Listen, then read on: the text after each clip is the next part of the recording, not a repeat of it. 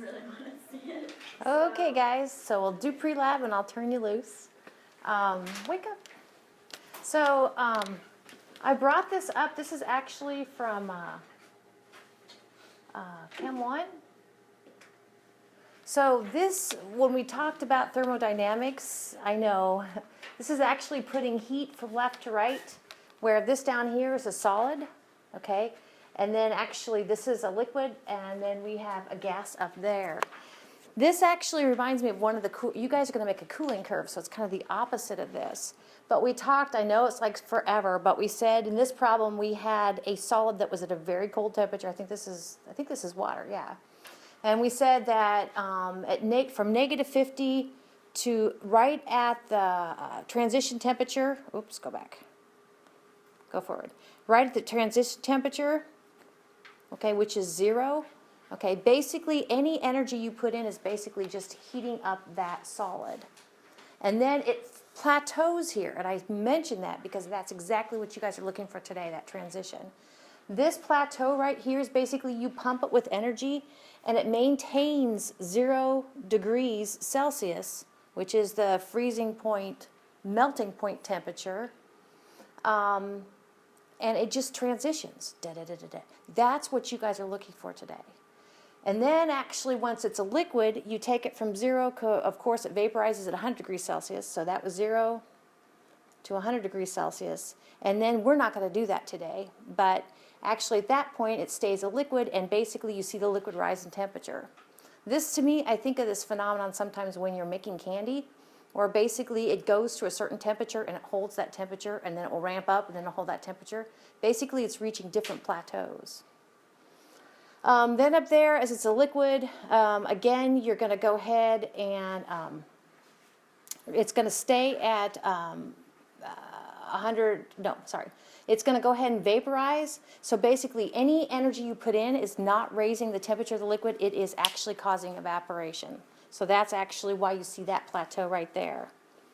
Okay. At one point, this last one right here, again, we aren't going to do this today, but this would be steam. This is basically raising the temperature of steam. And in this problem, we were taking it from like negative 50 or whatever up to steam at 2 something. Okay, or something, I think 200 degrees Celsius. So I mention all that just to kind of tell you, kind of give you a background as to what you're doing. So today I'm going to go ahead and pull up the PDF. Okay, so this is your, of course you guys have had a chance to look at this. This is what you guys are going to be doing. This structure right here, we have 2 acids. We have a lauric, excuse me, let me make sure I get this right. Lauric, because they're actually later on in, I have an example called with lauryl acid. So we have lauric acid, which is this thing down here. That is your solvent. Okay, I know it seems kind of strange because we're used to, doing like water as our solvent. But that actually is your solvent. And I'm going to abbreviate that LA in my calculations. Okay, so there's your solvent. Over here is your adulterant. This is your solute. This is benzoic acid. I abbreviate it BA. So LA is your solvent. BA is your solute. Okay. So basically, though, you guys are going to do a cooling curve. So let me go up to here. So in a cooling curve, it's just kind of a little bit the opposite I showed you. But basically, instead of pumping energy in, what's going to happen is you're going to be coasting with environmental room temperature, and it's going to be taking energy out. So right here, actually, I could put, this would be liquid.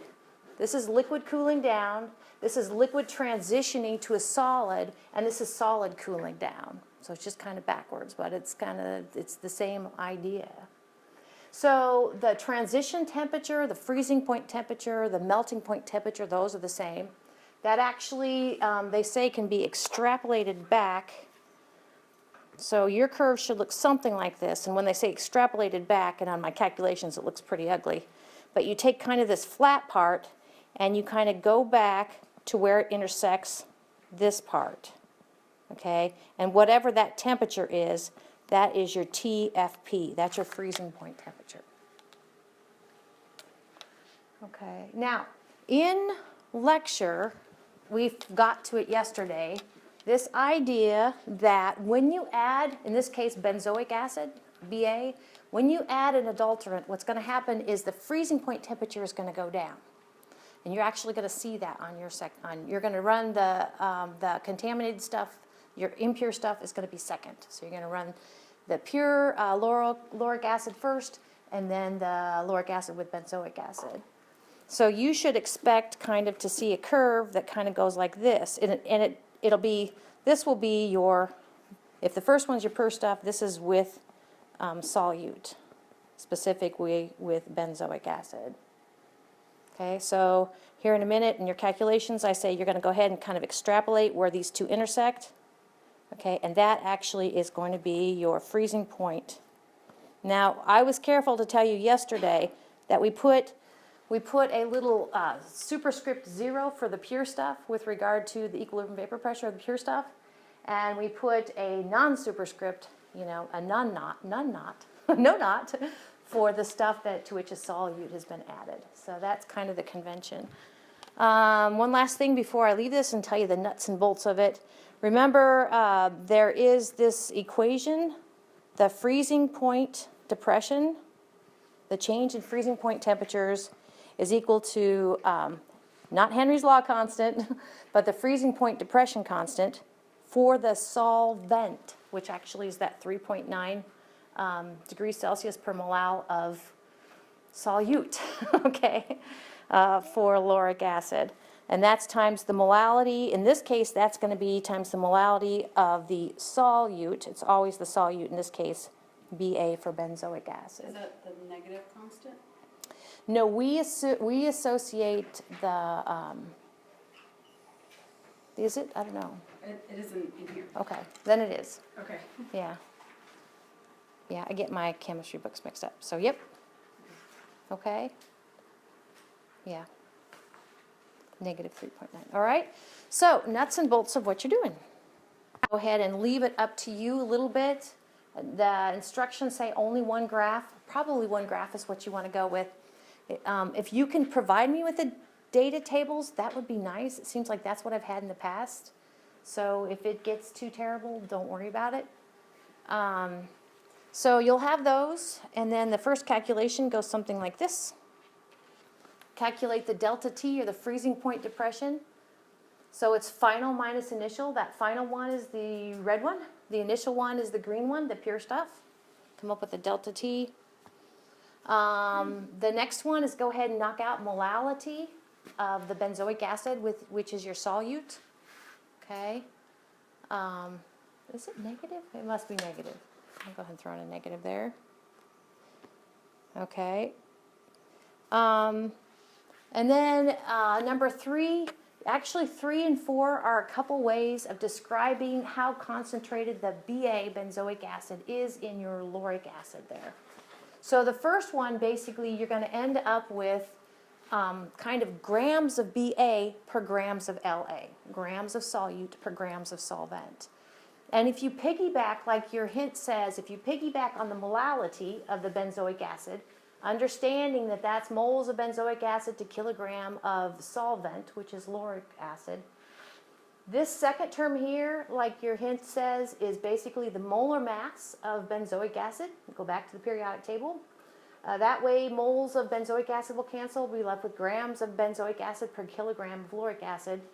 To get it gram per gram, we introduce one more term, 1 kilogram of lauric acid per 1,000 grams of lauric acid. And then when we do all that, we end up with units of grams of benzoic acid per grams of lauric acid. The last one then, we're after weight percent of your adulterant, which is your benzoic acid. So weight percent is always mass over mass of, in this case, benzoic acid over the total mass of benzoic acid and lauric acid. Your hint here for number 4 was to assume as your basis 1, and I should put more sig figs, 1 point, let's go ahead and 1.00. 1.000 grams of LA. If you do that, actually, you can piggyback on your calculation for number 3 And if you have 1 gram of, or 1.000 grams of lauric acid, then automatically you know what your grams of benzoic acid is. Then you can go ahead and plug in and work out what percent of benzoic acid. Okay? Catch you on the flip side.